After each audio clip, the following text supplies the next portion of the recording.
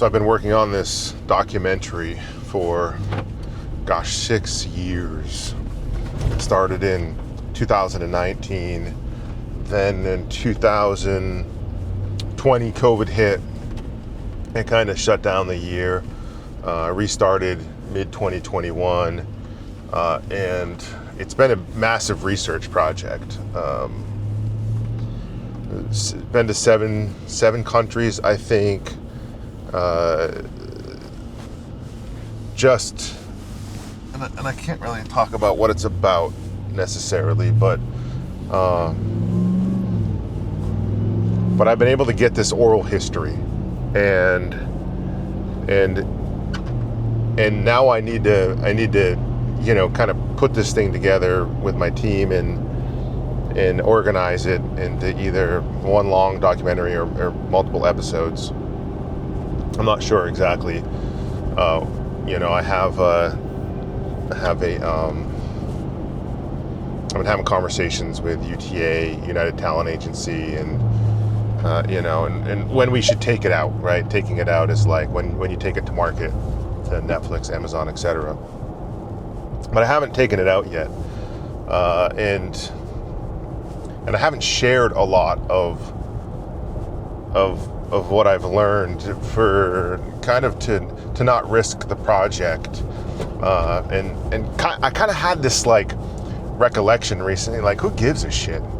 Who gives a shit what I share? Like I don't want to hold back some of this knowledge because I just think it's really valuable and important for our mission and our customer who's helping us realize the mission. The giving them knowledge is what this thing is all about. It's part of the mission of Origin, is to remind and reclaim and reshore. And so on this channel, I have been actually giving some of this knowledge out, some of this history out, and I'm not going to stop. I'm not going to stop doing that. I've just got to make sure that as I give it out, I tune it in as to not give away everything and risk kind of the project. So with that said,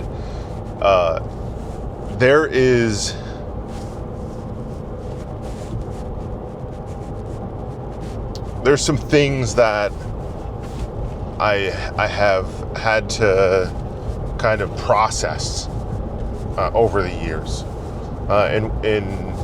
in some of these learnings, in some of the discoveries, talking with historians, the world's top historians in France and in Italy and in England, and talking with curators. There's some real learnings, and one of the foundational things, once distilled, that came out of all of that was not everybody can win. Not everybody can win.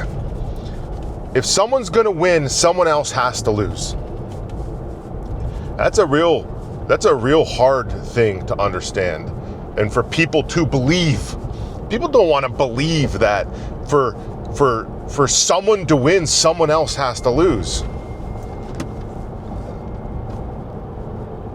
I'm going to tell you right now,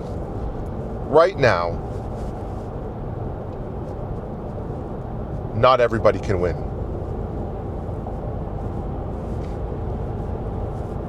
I wish they could. I wish everybody could win. I wish that everything was fair. I wish that there was equality and equity around the world. I wish folks in China weren't locked in prisons, basically, being forced to manufacture in these other third world countries. I wish the world's food supply was equal and everybody was taken care of. That would be utopia. Never gonna happen. Never gonna happen. in all my studies and travels and learnings and listening, I mean, I've just been listening for years and years and years. For someone to win, someone else has to lose. And it's a very unfortunate thing. And I'll tell you what, that capitalism has diminished this so much. It is brought in tens of millions of people out of poverty. Capitalism is responsible for cars and planes and infrastructure and invention and innovation and what somebody opposed to me might say is but it's also caused environmental disasters. It's caused forced labor in foreign countries. It's created a wealth gap, right? Almost bring us these days. It almost brings us back to feudalism, a blind feudalism, right? Almost blind feudalism where we don't truly own anything. We have the luxuries of this modern day capitalist lifestyle. We have the cars, we have the homes and the technology. And so we're distracted from the truth, which is we're renters, right? We're just renting the land. We're working for somebody else. Like this whole idea. And so it's like a comfortable feudalism. And I don't know if I agree with that or not, but someone opposed to me might say that. And I try to stay very neutral. Like I want to know what, like where the tension is here, and it's gonna help us as a society move forward. I'm very concerned with America winning. Like I want America to win, and at this point in my life, I don't care who loses. And that kind of sounds ugly and brutal and savage, but you can't be all things to all people, and you can't solve the world's problems. You can't. You're never going to. And I know that for America to win, well, somebody's going to lose. Because not everybody can win. But I also know my community, my hometown, has been losing for 30 years. I know this country, my country, has been losing for 30 years. The middle class has been losing for 30 years. And for me, I'm like, well, enough is enough, right? Like, let's try to unfuck this thing. So who loses? Well, China loses, for sure. The folks manufacturing our goods, they're going to lose. Yeah, they're going to lose. You know who else is going to lose? I mean, probably like some shareholders are going to lose. They're going to lose profits potentially. You know who else is going to lose? Well, other brands are probably going to lose. And obviously with this whole tariff situation, the brands who are all the same, who are just marketing companies, are just going to eat themselves, right? And the strong will survive. So for somebody to win, somebody else has to lose. That's human nature. I mean, like I don't care if you're a freaking carnivore or herbivore, like you're going to kill something to survive and to thrive. You're going to kill a plant for you to survive and thrive. You're going to kill an animal for you to survive and thrive. So all through life, all through the circle of life, to win, something has to lose. To thrive, something has to die. And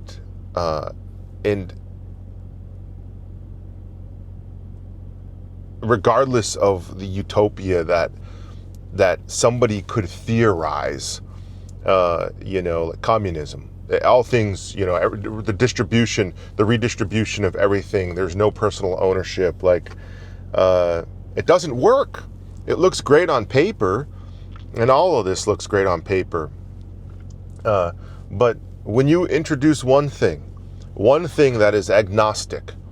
It is politically agnostic. It doesn't care if you're religious or not. It doesn't care. It's called greed. Okay, greed is ultimately the thing that ruins anything good. And for me,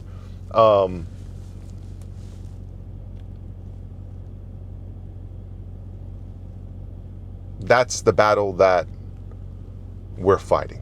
For me, that's the battle that I've been fighting personally for a very long time. Is fighting against greed. Because greed has created the unfairness in America. It's stripped that middle class. It's created this separation. It's made this blind feudalist society that we now live in.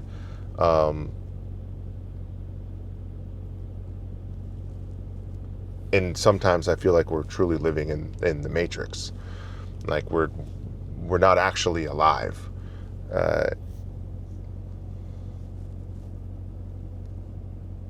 And I think that making things again with our hands is part of turning life back on. You know, like doing things, coming together, being part of something, building something meaningful. Like, for me, that's turning life back on the American dream. Like, this is what it was supposed to be. This is what the American dream was supposed to be. So let's reflect, let's go backwards, but do it the right way, because let's learn from our mistakes and let's turn it back on. And when that gets turned back on, someone's going to lose. Can't solve the world's problems. That's okay.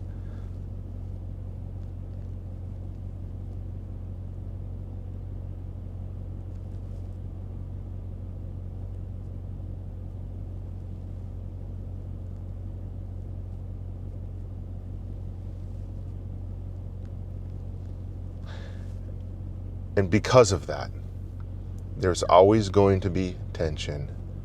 There's always going to be some type of proxy war, because the world is vying to win. As individual countries are vying to win. They're vying for resources. They're vying for dollars, right? They're vying to thrive. They're vying to survive. And it will never end. And so we're in this cycle that we're never going to come out of. And I think it's really much more healthier to recognize that, to recognize the world you live in. Not saying it's a dog-eat-dog world, but it is, okay? It's a world that something has to die for you to live. Someone has to lose for you to win. And so how do you navigate that thoughtfully? How do you navigate that with grace? But how do you navigate that also with tactical savagery to make sure that you're building into the ideology that you believe in and building into the ideology of the American dream? Like, you got to have that purpose in whatever you're doing in life.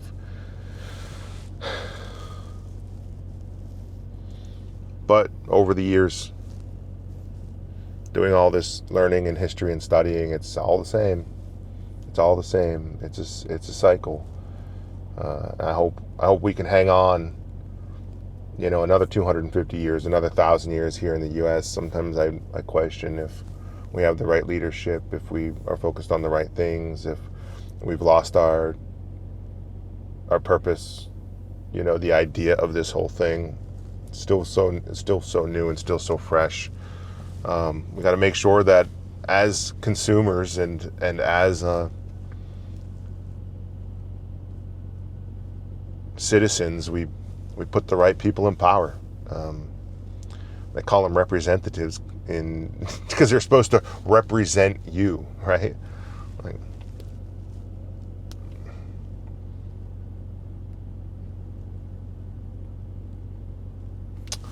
Morning thoughts.